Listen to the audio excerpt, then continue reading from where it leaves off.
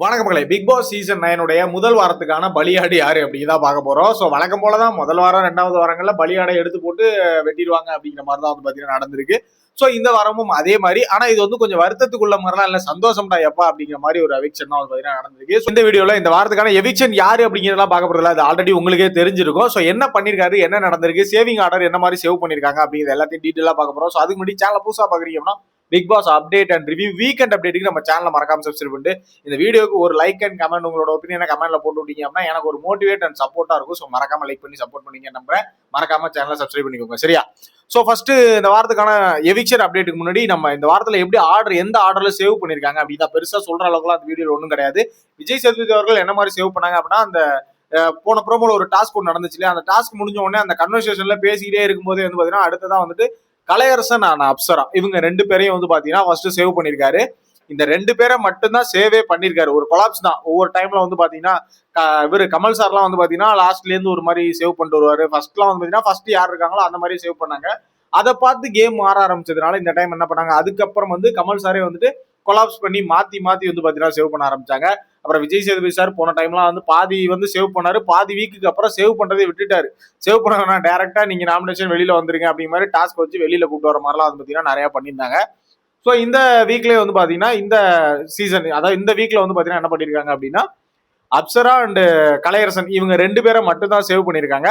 மத்த யாரையும் எந்த ஒரு சேவோ எந்த ஒரு இதுவுமே கொடுக்கவே இல்லை. டைரக்டா பாத்தீங்கன்னா பிரவீன் காந்தி அவர்களை பாத்தீங்கன்னா சீட்டை காமிச்சு வெளியில கூப்பிட்டாரு அப்படின்னு தான் சொல்லி ஆகணும். ஸோ இந்த மாதிரி ஒரு விஷயம் தான் லைவ்ல நடந்திருக்கு. சரி, ஓகே. பிரவீன் காந்தி அவர்கள் வீட்டை விட்டு வெளியே போகும்போது, வீட்டுக்குள்ள போகும்போது என்ன பண்ணிருக்காரு அப்படின்னு சொல்லலாம். அதாவது கமல் சாரு பேசுவாரு, அது யாருக்கும் புரியாது அப்படிங்கிறது எல்லாருக்கும் ஒரு தெரிஞ்ச ஒரு விஷயம் தான். ஒரு விஷயம் கேட்டோம்னா நம்ம அதை விட்டுருவாரு, அதை விட்டு பல விஷயங்கள் பேசுவாரு.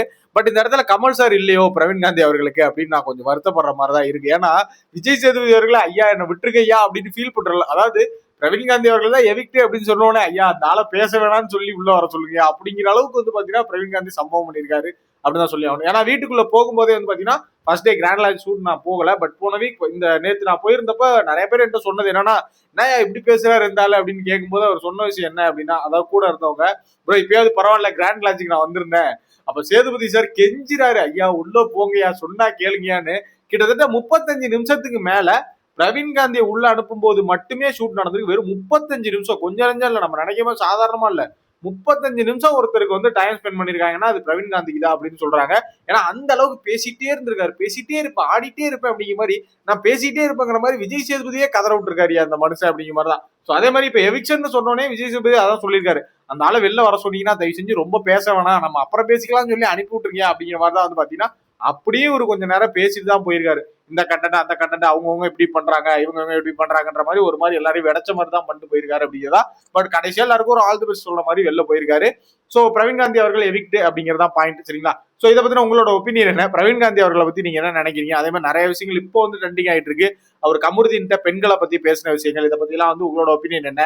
இன்னும் கொஞ்ச நாள் இருந்திருந்தா பிரவீன் காந்தி தேவையில்லாம இன்னும் நெகட்டிவிட்டியை சம்பாரிச்சுட்டு வெளியே வருவாரோ அப்படிங்கிற மாதிரி தான் நமக்கு தோணுது. என்ன பொறுத்தளவுக்கு அவர் வெளில வந்தது நல்லதான். ஏன்னா அவருக்கு கேமும் தெரியல. இந்த 7G காலனில, ரெயின்போ காலனில சொல்லுவாங்கல்ல, உனக்கு ஆடவும் தெரியல, உட்கார்னா கேட்கவும் மாட்டேற அப்படிங்கிற மாதிரி, உனக்கு பேசவும் தெரியல. அவருடைய ஏஜ் எல்லாம் வேற, நம்ம இப்படி பேசக்கூடாது. இருந்தாலும் எந்த இடத்துல என்ன பேசணுங்கிறது தெரியல. நேற்று சாட்டர்டே எபிசோட்ல ஒரு டாஸ்க்கு கூப்பிட்டு கேட்டா அதை சொல்லாம இருக்கலாமா? அதே மாதிரி நிறைய விஷயங்கள் அப்படிதான். நான் அதை பண்ணாம இருக்கலாமா? நாமினேஷன் பண்ணுங்கன்னா இது நம்மளுக்கு விருப்பமா இல்ல பண்ணியே ஆகணுமா எப்படி அப்படிங்கிற மாதிரிலாம் பாத்தீங்கன்னா கேட்டுட்டு இருக்காரு. சோ அதனால இவர் வெளில வர்றது நல்லதுன்னு நான் நினைக்கிறேன். சோ உங்களோட ஒப்பீனியன்ல என்ன நினைக்கிறீங்க? பிரவீன் காந்தி பாத்தீங்கன்னா உங்களோட பாயிண்ட் ஆஃப் என்னன்னு சொல்லுங்க. சோ நெக்ஸ்ட் வீடியோ மீட் பண்றேன். தேங்க்ஸ் ஃபார் வாட்சிங். பாய்.